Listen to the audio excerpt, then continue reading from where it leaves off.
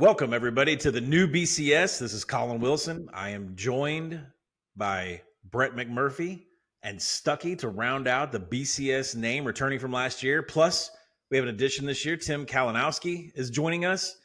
Love his podcast. Got a chance to be on the Gambling and Rambling. If you guys haven't heard that over on the Action Network podcast, go and listen. It is some of the most fun. Stucky and I get so ingrained in handicapping games to step back and just bullshit about games is a lost art. So Tim, welcome into the fold. And you got anything for us here up there in the East Coast? You got any good weather for us? You got any good bets? What do you got? No, it is absolutely terrible, raining sideways, disgusting. But I will say, it feels pretty good to get the call up here with the big dogs. I kind of feel like I'm SMU. Like I can come on the show. I'm like, please get me here. And instead of saying you don't have to pay me, it's basically I'll only speak when spoken to. That's my SMU. I can't believe SMU did score more points. Stucky, what do you got? Yeah, I was going to say we'll have a segment where Tim's kind of like the voice of the people. He'll give out a couple bets that he's looking at, and we'll say if we agree or disagree. But I should say we always clown Clemson and Dabo, but now we have the voice of a Clemson fan also on the call on this podcast. So, Tim, do you have any thoughts on where Clemson is right now and what's going on with the program? This is the part where I would prefer to be radio silent. It ain't good. That's exactly. That's what Dabo is with the portal, radio silent. It's really bad. The sky is falling. I don't know if you guys saw the start to the Clemson game on Saturday too. Same thing. Ugly. It's like, it honestly feels, obviously I'm very pessimistic. It's looked really bad, but they have a feeling of like the yips right now, especially when they get close to the goal line, fourth down situations. It feels very yippy to me. And I know we got some golfers on the show. You know that ain't good. No, not when you have the yips. I'm going to welcome in Brett here. Brett, I know you've been hot on the trail, faster with anybody in the news, what's going on in Michigan State. Should we just leave that alone on this podcast and let everybody go out there and read what they want to read? Or is there any other takeaways we probably want to bring to it, at least from a handicapping perspective? I don't know what we're going to get. That interim staff's actually been interim coaches before. We'll see, if they get their old head coach. Do we have any updates on actually, who's going to be on the sidelines? Yeah, they named an interim coach, and then Mark D'Antonio also will be on the staff helping out. So we'll, I don't think anything's going to get officially determined until October. But, from the people I talked to, they basically said that Mel Tucker has coached his last game with the Spartans. So let's see how this plays out in the next few weeks. Stuck, let me ask you before we get to our agenda that we have online today. Is there a number that you and I are going to stop backing Washington this weekend with what's going on? Like game of the year, 6, 9, gets up to 11. I think, what are we at 17 now? Is there a number where we stop thinking about this? Yeah, it's either Washington or nothing. I'm definitely not considering Michigan State. And yeah, it's just a lot of messy things across multiple programs in East Lansing. Hopefully they get it cleaned up. But Brett, you also have another story. You have a story that's out today on actionnetwork.com, the Action Network app, about the new clock rule changes. And Colin and I will talk about this a little more next week on this show when we get another week of data. But you talked to a number of coaches, got their kind of feelings on how this is all playing out. Make sure you go check out that story. But any quick highlights or anything you want to mention from that story? Yeah, just real quickly, I reached out to all 133 coaches, was able to track down 120 of them. So of those 120, 58% said it's too early to tell. But of the ones that answered, 27% do not like the new clock rules. Only 15% like the new clock rules. But then if you take out the guys that did not answer and you only take the coaches that answered yes or no, which was 50 of the 120, 64% do not like the new clock rules. And, the reasons are, the main reason is, which we talked about last week, what Mac Brown told me is, we've got all these players and you're basically cutting the number of plays that these kids can play in, and you're touting safety, yet you're out in 12-team playoffs. So check that out. It's at actionnetwork.com, and we can do a deeper dive next week on it. Did you get in touch with Biff?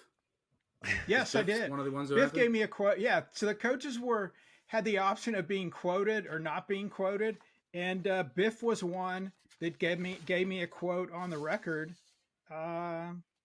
He said no, he doesn't like it, not how they're using it. It was supposed to shorten games, but they have replaced that with extra TV time for commercials, and he's not the only one that thinks that.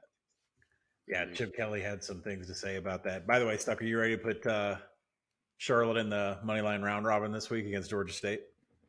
Is it time? Probably. It's probably time. All right, let's get to our agenda that we were going to get to. We're going to start off with the Heisman board in our first section. These odds are being provided by BetMGM. Caleb Williams up at the top, plus 350. That's down a little bit from where we were before the season started off. Jordan Travis catapulted up to plus 850, along with Michael Penix Jr. Quinn Ewers, 9-1 for Texas after beating Alabama. Just 9-1 off of Brett's advice on Saturday morning show. If you like Texas, you should probably go grab Quinn Ewers. Then JJ McCarthy, 14-1. Bo Nix, 18-1. Shedeur Sanders, 18-1 for the Heisman. Let's start there because we also have Travis Hunter in at 35-1. We got a pair of Colorado Buffaloes for a 2-0 team on this board. Gentlemen, I'm just going to hand it over to you guys. Brett, I'll start with you. Do you see a scenario where we're casting votes for Shedeur Sanders or Travis Hunter for New York here in a few months? I mean, look, anything's possible, but history tells us you got to be on at least like a 10-win team. Colorado's done amazingly so far. I'm not trying to be the wet blanket. I'm just being realistic. And, I think they can get to 6 wins, possibly, maybe 7. Maybe they only get to 5. I don't know. I don't think anybody on a 5, 6, or 7-win team will be invited to New York. It's a great story. Let's wait a few weeks and see what happens. The list of September Heisman winners that don't make it to New York is about as long as the Deion Sanders receipt list right now. So let's take a beat on this and wait for a few months. Stucky, you got any love for Shedeur or for Travis Hunter there for Colorado? No, I mean, if you grabbed a flyer, way early in the summer when they were priced crazy, good for you. And you can root for Colorado to continue to shock the world. But I mean, they've, I agree. I think we would have to win 9 to 10 games, which I don't see them doing. It's nice to beat Nebraska after Jeff Sims just vomits all over the field. But I mean, just look at the schedule after this week. You have to go to Oregon. You host USC. You're going to Arizona State, to UCLA. You're hosting what looks like a really good Oregon State team. And Arizona looked pretty good this week. You're going to Washington State, who's looked way better than I thought. And then you're going to Utah at the end of the year. Like, I just don't see how they're going to get to 9 to 10 wins. And that's essentially what you're going to need. And you're basically buying in at the peak right now. So, yeah, you're going to need them to get there. I don't personally see it. The one thing I will say with Sanders is we talked about this in the podcast column. Deion wants him to get the Heisman and, kept him in till the end of the game and then was like, did you see that Heisman run? And so he's, mentioning it and kind of trying to sway voters. So, there's some voter fatigue. Maybe there's some voter fatigue. Not from me personally. We vote for the Heisman. Not Tim yet, but maybe one day. I'm just going to vote for the most deserving player. And, the thing with Caleb Williams, he's going to put up silly numbers, and the quarterback play and the offenses across the Pac-12 looks very strong, which means it's not going to be, against Stanford every week. They're going to be in some shootouts. He's going to be able to put up some big numbers. The intriguing name, I like Ewers. Brett brought this up. A number of Heisman winners have won that season. They won in Tuscaloosa, which isn't easy to do since Saban took over. But you're kind of 1 week late on Ewers. Mm-hmm. I would say the name that is interesting to me is maybe McCarthy. He's looked tremendous, and Ohio State, they still don't even have a quarterback. So if Michigan runs the table and McCarthy continues to look how he has looked, and there's some other cupcakes on that schedule, and you're going to get them. I mean, this week they're 40-point favorites, so he could put up some monster numbers this weekend too, and then get some momentum. So he would be the one name that I would look at.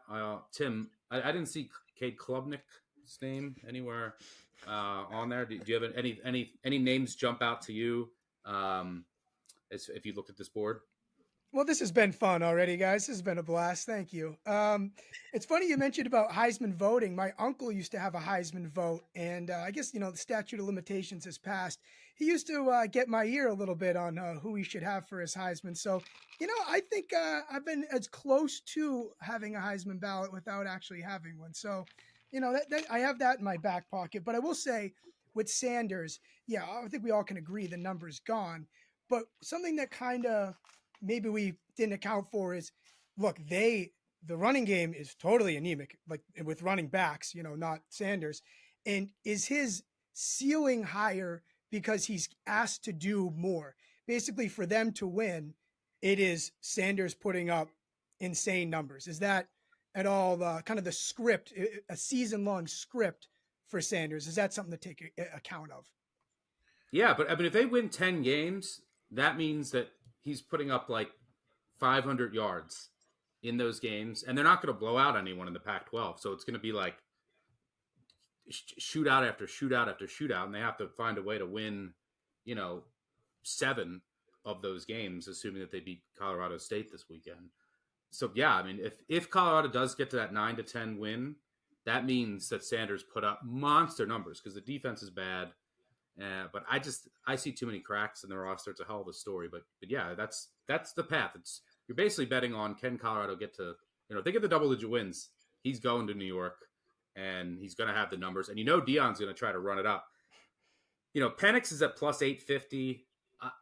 I just don't if I look at Penix at 850 and then JJ McCarthy at 14-1, there is, I feel like there is some, Washington just doesn't have that same draw, even though Penix is going to put up big numbers. I mean, the Michigan offense, I think it's going to be a lot better from a passing perspective, and McCarthy's just looked really good. So I from a value perspective, that's who I would look at right now this week. Maybe you could argue for Sam Hartman if you're a really big believer in this Notre Dame team. They're going to have some marquee games, and if they, say they get to 11 wins, and they play USC, right? So that's like almost a head-to-head Heisman. Maybe you can convince yourself into Sam Hartman. I still don't fully trust the Notre Dame wide receiver core, which I think will ultimately hold him back. But, Hartman and maybe McCarthy are the two names that I would target for Heisman right now, but nothing for me as of now. Yeah, I'll close this segment out by saying, if you think that Shedeur Sanders or Travis Hunter are going to win the Heisman, I would probably take a page out of Brett's strategy from last week. They're going to play Oregon and USC at the end of the month. Lay a money line. I mean, if you really think that they can win the Heisman, lay a money line against Oregon and USC, because they're going to have to beat Bo Nix and Caleb Williams to get some consideration there. And then, you never know. If Travis Hunter's playing 150 snaps a game and intercepting, does he take votes away from his teammate? I don't know. Wait, so we're going to... Colin, go ahead, Colin, I have a quick question. 30 seconds. What do we do with Van Dyke? Obviously, big performance there. Oh, boy. Well, I mean, because we know that the Heisman is so tied into your team, you eventually are going to have to run into Florida State, and you're going to have to beat Florida State and get to the ACC championship game and win the ACC championship game. Is it out of the realm? No. But again, right now, you are such a monster underdog, probably about a 14-point underdog to Florida State, that a money line might be better than a TVD Tyler Van Dyne bet. So, but I see it, though. He absolutely torched Texas A&M. Yeah, he looked tremendous that entire game. And look, I don't hate the Van Dyke call. You're basically saying, like, can Miami win at Florida State? Because then, even if Caleb Williams, God forbid, he got hurt or he was out a couple weeks, say he didn't put up the numbers, right? Because you have to worry about him. If Miami, even if Van Dyke has a big year and they lose at Florida State, it's hard to see how he would jump Jordan Travis just in that head-to-head matchup. But if you're going to buy Van Dyke, I know they just beat Texas A&M, but like Bethune-Cookman this week, then they're at Temple. Georgia Tech, North Carolina, whose defense kind of came back down to earth. Then they'll host Clemson. They host Virginia. They go to NC State, whose defense looks like it's going to take a step back. And then it's that game at Florida State. And, you close out at Boston College and home against Louisville. So, yeah, you're basically betting on them winning that Florida State game. If you think they can, get on Van Dyke now, because the next 2 weeks he should put up big numbers. Yeah, Van Dyke definitely has the weapons on the outside. All right, pivoting over to the national title odds real quick. With Texas beating Alabama, they have now gone to 11-1 to win the national title per BetMGM. Also on the board, Georgia plus 225, Michigan 5-1, Ohio State 9-1. It's interesting, falling a little bit. And then outside of Texas, below them, Florida State 12-1, USC 16-1, Penn State 18-1. And then you get into your 20s, which is Notre Dame, and then Bama down to 33-1 to win the national title. Brett, does anything on there appetize you? Because I have to say, Texas at 11-1. Where's Clemson? 80-1. Man, I'm telling you right now, Texas has a clear path to the college football playoff. So I mean, I'm not a believer in what Oklahoma's done so far, but Brett, any of those names jump off the page at you? No, I mean, I think Georgia and Michigan, the numbers are too low. They're not worth it. But I agree with you on Texas. Again, if they can not fold like they've done in the past, if you have a ticket on Texas, I agree they should get to the college football playoff game. Then you've got a great hedge opportunity. So I would look at Texas, basically playing that they're going to get to the playoff and then maybe hedge when they get there, when you see the matchups. I would like that over smaller odds against, Georgia and Michigan, who I think specifically Georgia has a cakewalk to the Final Four. Yeah, Carson Beck looks good. Tim, I'm looking at Miami of Florida, 100-1 down there on the list. Any of these names popping off to you?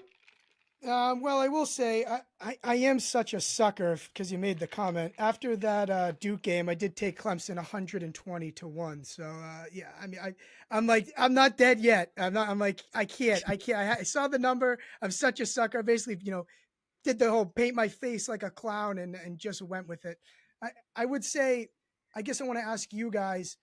I don't really want to be holding a ticket on any Pac-12 team because of.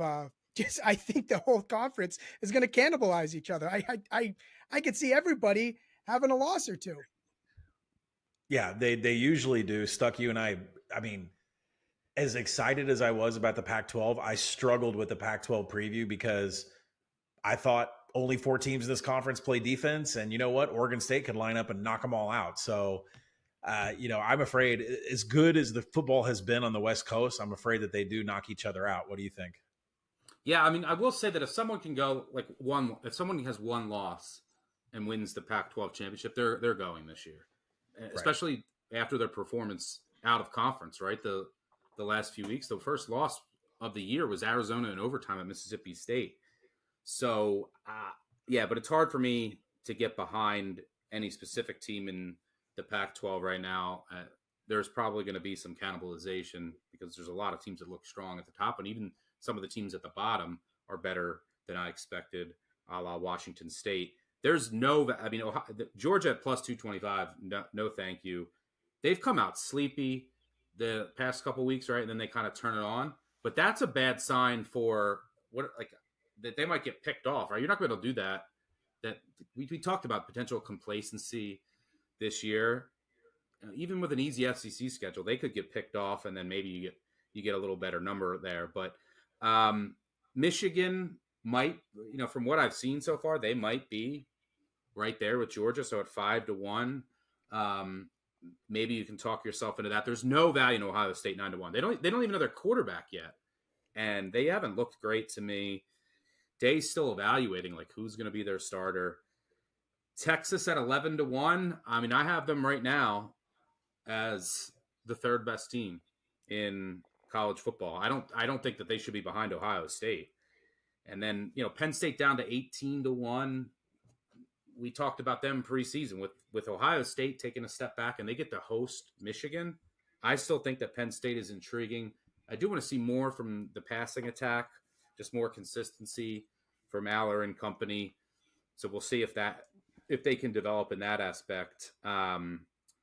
And yeah, I mean, Florida State has looked really good, and if they beat Clemson, I mean, how does Florida State not make the college football playoff? Like, so it's really looking like Florida State, Texas, Georgia, presumably, and then you get the Big Ten winner, unless someone in the Pac-12 can run the board or one loss and wins the Pac-12 title. So this would be a great year to have an expanded college football playoff. Unfortunately, we don't. But I would look at Penn State. I still think that there's some value in Texas, not only because of what we've seen from Texas, what we saw from Ewers last week, and the improvement in the deep ball, even though it's still a small sample size. We're down on the rest of the Big 12, right? Like, Right. I still don't believe in this Oklahoma team. I mean, the SMU defense was holding them in check, and then they had 2 late scores to cover that number. But we've seen what Baylor's looked like. We saw what TCU looked like against Colorado. So I think a number of these teams in the Big 12, Oklahoma State's playing, 7 quarterbacks still. So, yeah, I think Texas should get there, and they have all the pieces. They're one of the best rosters, if not the best, in all of college football if Ewers plays like he did. So, yeah, Penn State maybe. Try to shop around always, as always, try to get the best number. But, yeah, even after that win against Alabama, I still think Texas has some injury. Well, we have we'll have a roundtable next week because I still don't know who's going to join Texas in the Big 12 championship game, but maybe we'll know better next week. Let's pivot off to some injuries that you should know. Stuck, I think you and I are always keeping our finger on some of the injuries that are out there because obviously there is a big push in the market on Sunday nights and Mondays because of these injuries. Let's go ahead and update our listeners here on some of the injuries going around right now. Well, I maintain a list every week of all of the quarterback injuries and uncertainty. And this week, I have 39 teams with quarterback injuries or uncertainty or new starters. So I'll run through them. Should I start off with the biggest one? It's not even a quarterback. Yeah. Raheem Sanders is not going to go for Arkansas. That is they could not get any push against Kent State. I'll say that again. Arkansas could not get a push against Kent State. Their running backs didn't have any explosiveness to them. And now Raheem Sanders is going to be out again. So take that. That's why you saw that point spread go below 10 against BYU. I have zero interest in watching that game. Are you going to that game? I have my pass. This is a good week to go. There's no other big games on. I think I will go. Yeah. I mean, BYU looked like they were going to rip us apart in the first half last year, and then we decided to pass in the second half. But we don't really have a lot of passing options this season, so it's going to be very interesting. But yeah, I will be going. All right. So in regards to quarterbacks, Utah, Cam Rising still remains uncertain. I'm sure we'll see him for the start of Pac-12 play. And credit to Utah for getting 2 wins against Baylor and Florida without him. Bryson Barnes was horrific against Baylor, a team that gave up 1 trillion yards to TJ Finley the week before. Arkansas State, JT Shrout, questionable. Butch Jones may cry again. Colorado State, Braden Fowler, Nicolosi will get the start for the Rams this week once again. Northwestern, looks like Ben Bryant's probable. Nebraska, Jeff Sims missed practice. His status remains in doubt. Heinrich Harburg is the number 2 over Trevor Purdy. Rule came out and said, Sims is our guy. We just can't turn it over. So I don't know how those 2 things can be true. How can Sims be your guy, but you can't turn it over? Those things seem to go hand in hand. UTSA, Frank Harris this Friday night is questionable.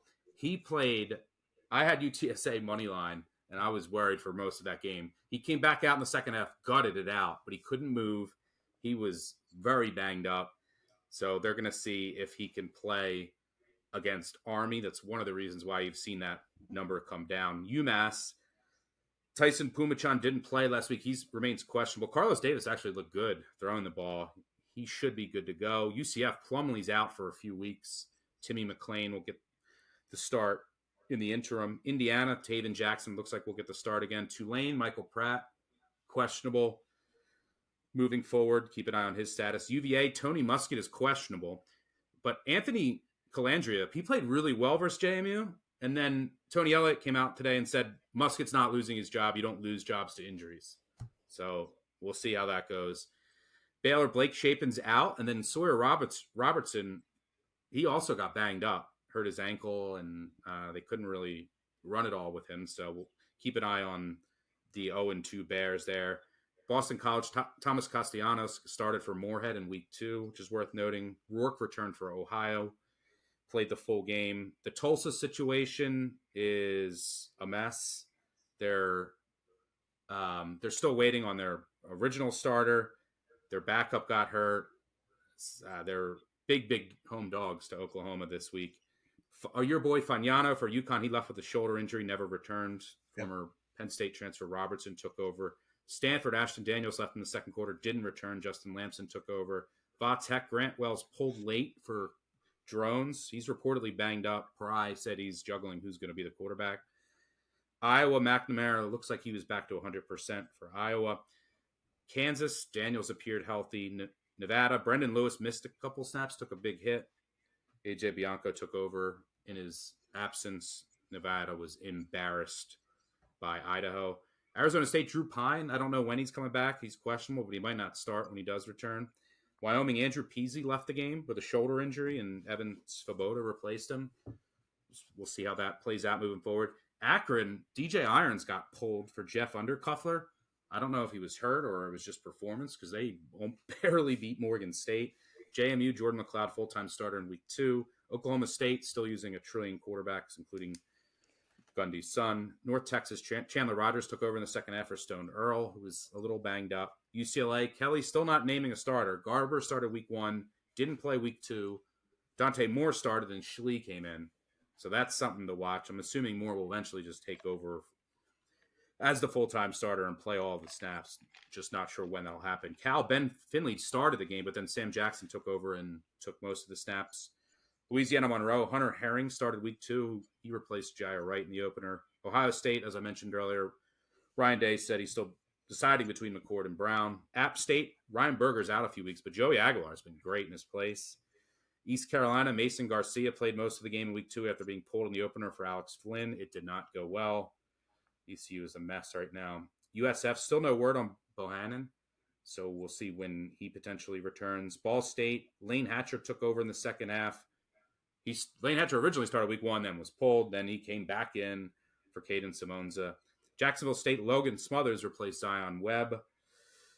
Oklahoma, Jackson Arnold, who's going to be a stud. He's getting some reps still and coming in for some packages. In New Mexico State, your boy Diego Pavia was pulled again late for Sowers, but I don't know if that was just like package related or trying to switch it up. And then Florida International, true freshman Jenkins started again for Grayson James. So those are the 39 team updates I have on quarterbacks. You got anything to add? No, I mean, that's a lot. I mean, there are other positions that, I mean, South Alabama is going to be without some role players at wide receiver and running back. So, just keep an eye on, I mean, in that case, for some reason, the point spread keeps going down against Oklahoma State. I think that could just be a fate of Oklahoma State there, but keep your eyes open on some of these weapons that are hurt. All right. Yep. We're going to move to a segment, Stuck, that we were trying to find a name for where, Tim liked some games on the board. I think we're going to call it. You want to call it what we're calling the segment? Tim's Whims. So Tim's Whims. Not wins. We don't expect you to win. Tim's Whims.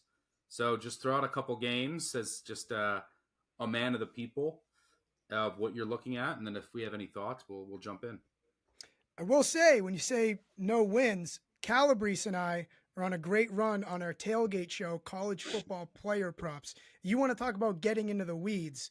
That is for a special type, sifting through college football player props. Calabrese, as you guys know, that guy, he's naming names that I have to go Google as we're on the show. So that's always fun to keep me on my toes there. Where can people find that? That is a video format on YouTube and in the app, and that comes out on Thursdays or Fridays. So keep an eye open for that before the weekend. All right, so give us a couple wins. Okay. This is a kind of, little bit of a cheeky move here. I grabbed this at 14 right before the show. It's now 14 and a half. But Maryland, I guess we'll call it 14.5. Then Maryland minus 14.5 against Virginia. And Stucky, you send the update there that, I don't know, it might actually be a quarterback upgrade if Musket doesn't play. Am I right or wrong? I agree. And yeah, Elliott came out and said, I think he said that he thinks Musket will be good to go. And if that's the case, he won't lose his job to an injury. Something I'm going to monitor. I don't have any strong feel here. Colin, I think you would agree on this. I bet Maryland like on open. As a matter of fact, I took it like 15 and a half, 16. I can't remember where I got it. It's the market right now is better than the number I got because I project this at 20. I had a feeling this would close north of 17. So I was getting in on that. I mean, there's nothing from an advanced stats perspective that tells me that Oregon should not absolutely dominate this game. I mean, Virginia finally woke up and played and, Oregon. Who's Oregon playing? Did I say Oregon? Maryland? I thought I said Maryland. Yeah, you said Oregon by accident. Oh, I did. I'm sorry, guys. No, I bet Maryland. I bet Maryland on open. I think I said on open. I bet Maryland on open. But no, there's nothing in the advanced stats that tell me that Virginia can compete here whatsoever. I mean, they're still dead last in stopping rush explosives. They're pretty close to dead last against explosives, period, which is a big part of Maryland's game. And then, Maryland's, despite 121st in strength of schedule, they have put up some very good offensive numbers here. So I just didn't expect, I projected this 20 and expect Maryland to roll. Yeah. So Tim, very sharp. You got a better number than Colin. And I will say, I know this is like, Virginia, Maryland, FBS matchup, but there's a slight chance that Virginia, short week going on the road. I know it's not far, but they had a heartbreaking loss to JMU, and who scored 2 touchdowns. He scored 12 points in the fourth quarter, including a touchdown pass in the final minute to win that game by 1. Again, that Virginia looked like it had in the bag. So there's a chance they come out a little just flat and deflated here on Friday night. And then I'm sure that Maryland will be looking to, at home, probably in front of a decent crowd. And I'm sure a big emphasis for the Terps is coming out a little faster than they did last week because they were down 14-0 after 1 to Charlotte. So I don't mind it. I got to dig on a little more there, but you got anything else? Yeah, I want to ask you guys, I know you're high on Louisville. I really like Louisville, especially with that ACC schedule that they got dealt. But Indiana plus 10, maybe I'm just a stupid square, but I watched that week 1 game against Ohio State, and Indiana really surprised me. I had Indiana rated as one of my worst teams in Power 5, and I was pleasantly surprised. They did pretty well in the portal. They added where they had some needs, and I just think this number is just a little too big for a pesky Indiana team. Yeah, and Taven, Jackson, he's going to start again for them. I think he was named a starter, so they have that going for them. This is, I believe, is it in Lucas Oil? Yeah, it is in Lucas Oil here. It's a number that I know I projected at 7. I was not a part of this Indiana steam that came in. Looks like it's bouncing around 10 right now. I'm not sure if Louisville's worked out all of their kinks. I mean, they absolutely rolled against Murray State. It wasn't even close. They eclipsed the total for the entire game by themselves, and I don't think Murray State even scored a point. So, you kind of throw that one out there. They struggled with Georgia Tech for a little bit before the offense got going. I don't feel like I know exactly who Indiana is to make an educated guess, but I power rate this lower than what the market is at 7. Same. I actually think I was lower on Louisville coming into the year than most. I know they were a big sleeper. A lot of that is because of the schedule, but I do think that there's going to be some growing pains with the offense. It's you can always trust Braum and that passing attack, and they started to figure it out against Georgia Tech, and then obviously they rolled Murray State, who's terrible. But there could be some kinks here to work out. And then on the defensive side of the ball, I do think that Louisville is going to take a step back. They lost a lot of production from that defense last year, so I agree. I make it lower, so I agree with your whim there as well. Damn, Tim, hot here. Let's pivot off. We'll see. Leans are always hot. We'll see how it plays out and see if we need to fade you or ride you moving forward. Let's pivot off and let's get Brett in here. Let's do some sources Stumper. Here we go. If you guys weren't with us last year, I ask a trivia question each week. Colin and Stucky battle it out. Stucky, congrats. You won last year. Did I give you an Iowa notebook or something? Was that it? I'm about to write my thoughts in the question. I should hold up the cover. This was my prize. By the way, I bet Iowa this week, -28. Should be fun to watch. Iowa little notebook from Brett. That was there you go. The prize this year. Do not have a gift yet. I will figure that out though in the next couple of weeks. But yeah, this is as everyone knows, this is America's favorite game show, at least on this particular podcast. And this week's question, Stuck, you're up first, since you are the defending champion. Alabama surprise USF angle. Alabama plays at USF Saturday. This is Nick Saban's 17th season. How did I know you were going to go USF? No, this has nothing to do with USF. How many non-conference true road games will this be for Alabama in Saban's 17th season? Stuck, you get one guess, then Colin guesses, closest one gets a point. So out of 17 seasons, this will be what number non-conference road game for the Crimson Tide? True road game. And by the way, we can let Tim, after we guess, you can guess. Colin, we should both write down our answers and then just hold them up at the same time. I can use it. I can just use my finger. I'm gonna use. There's no way it's over 10. So okay. Wait, it's since Saban. In Saban's 17 years, so this is his 17th season.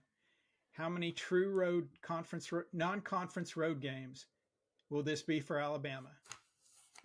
All right. Do you have your answer, Colin? Yeah. All right. I'm gonna walk through. Why don't you message it to Brett right now? Because I'm gonna walk through my thought process. I don't want to give you any help. So I know that last year they played at Texas, obviously. That is correct. So there's one. Okay. They also played in a game I believe I lost money on. They played at Duke, I think, in like the season opener. I don't know, a while back, but I remember having Duke in that game. That is correct. Yep. And then at USF, so that would be 3.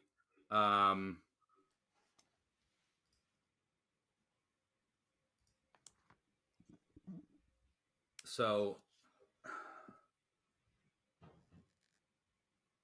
there's probably 1 or 2 I'm forgetting. So I'm going to go. Do I have to guess a whole number? You can do a half number if you want. No, I'm saying like if I wanted to hedge. All right, I'm going to say those 3. Like we're including the USF game, right? Yes. This will be yes, including USF. So I'm going to say it's going to be the 5th. You guessed 5. I think I might be forgetting. I think I might be forgetting 2. Colin guessed 4. It is the 4th one. Wow. At Texas. I was either going to go 4 or 5. At Penn State, 2011. At Duke, 2010. So this is only the 4th. Everybody freaked on that Penn State series about how they never leave the footprint of the South. Everybody freaked on that one. Okay, so Penn State. I don't remember that game. 2011. When was that? When was Penn State? What year? 2011. Duke was 2010. I'm such a loser. I wrote 4 initially. Then once Stucky started going, I turned it into an 8 because I was like, okay, Stucky's going. But I should have just went with it. I should have had to message you. I should have just said that's it when I guessed. Okay, so this Off one to a heater. This 27 to 11. That is an ugly game. Penn State quarterbacks in that game. For anyone curious, AJ McCarron, who threw for 160 yards. Rob Bolden for Penn State. There you go. Went 11 of 29 for 144 yards. And Matt McGloin, 1 of 10, 0 yards. 1 of 10 for 0 yards, Matt McGloin.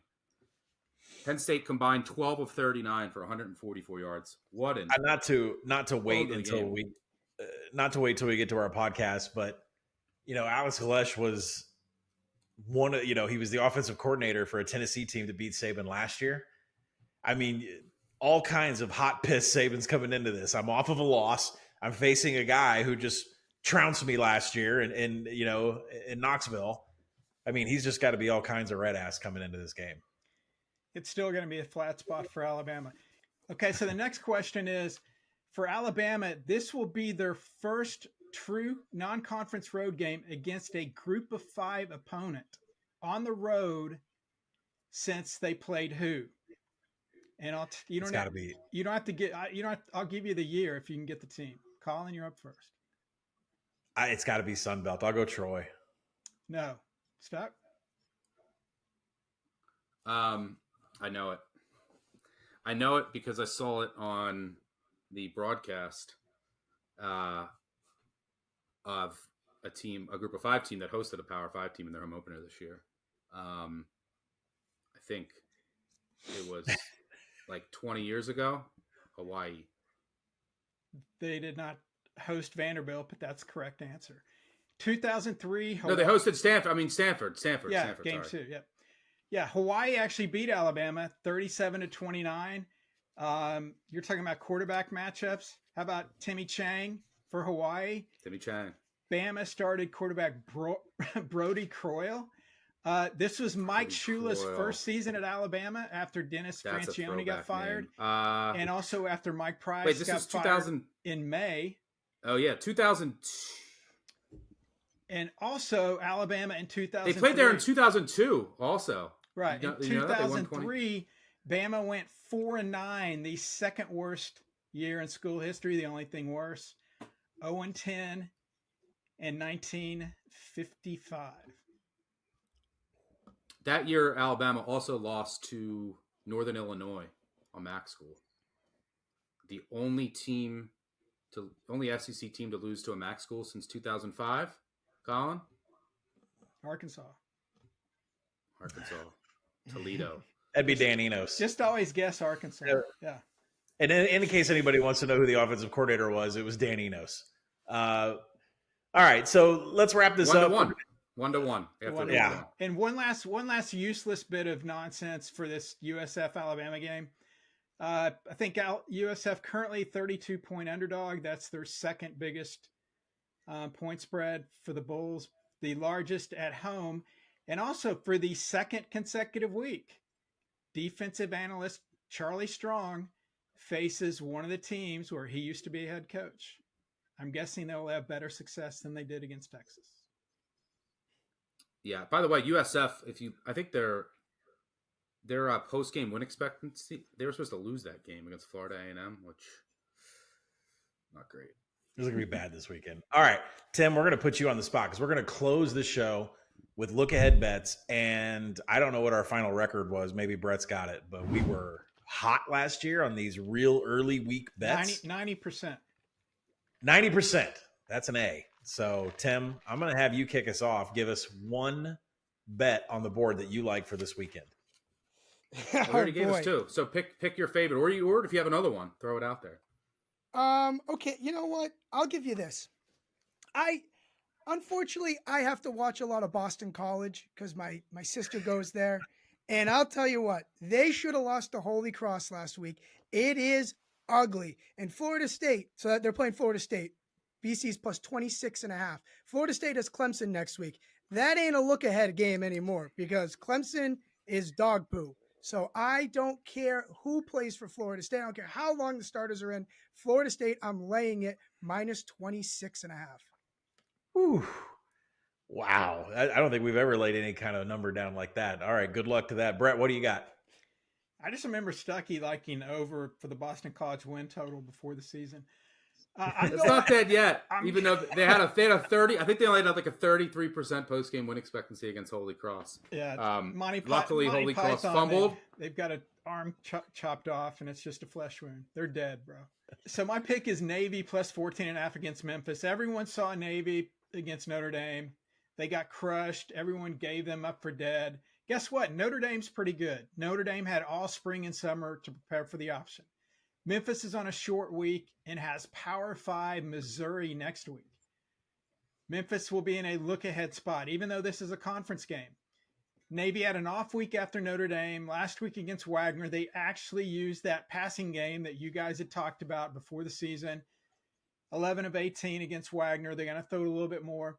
I will take more than 2 touchdowns with the Navy team facing a defense on a short week of prep against a team that needs to win next week to have any chance to get to a New Year's Six game.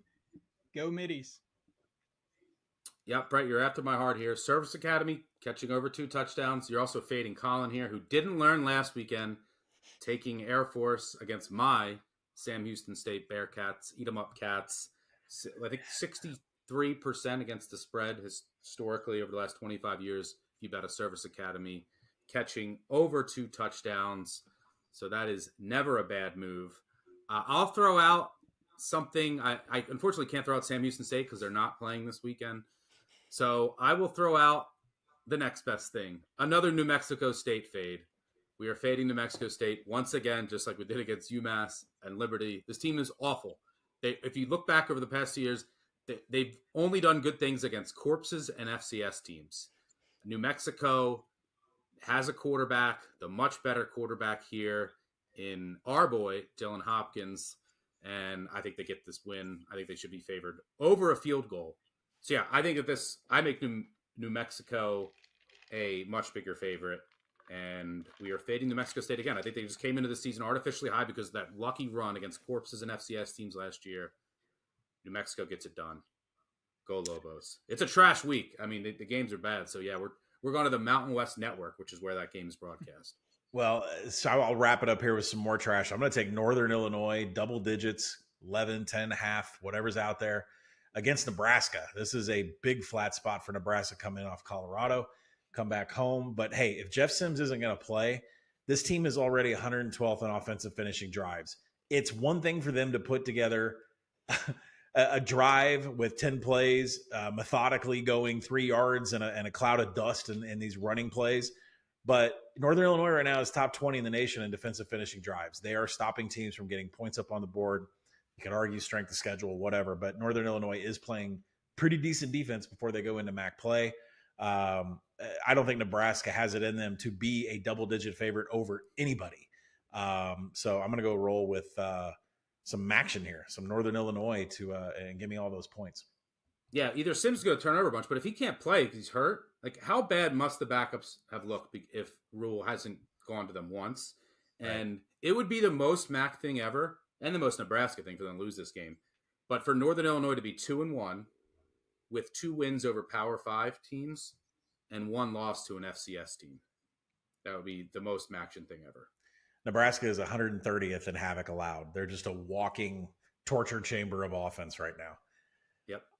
All right, that's going to wrap it up. Tim, thanks for joining us. This was the new BCS with Brett, myself, Colin Wilson, and Stucky. You can find us all on the Action Network. And we hope you win your bets. And Stucky and I will talk to you later this week on our BBOC podcast. And we will see you on our live show on Saturday, 10:30 a.m. Eastern. We'll talk gambling Heisman, maybe let us know if you have a gambling Heisman front runner. Not Heisman, but gambling Heisman. So we know it's not Vandy, who's the only 0-3 against the spread team. But also, if you have a team or a game or two that you want us to cover on the podcast this week, throw it in there. It is a terrible slate. So we're looking for suggestions, and we'll take 1 or 2 and include it in the pod. So thanks for listening as always, and make sure you subscribe. Hit the like button too on YouTube. Really helps us. Cheers, guys.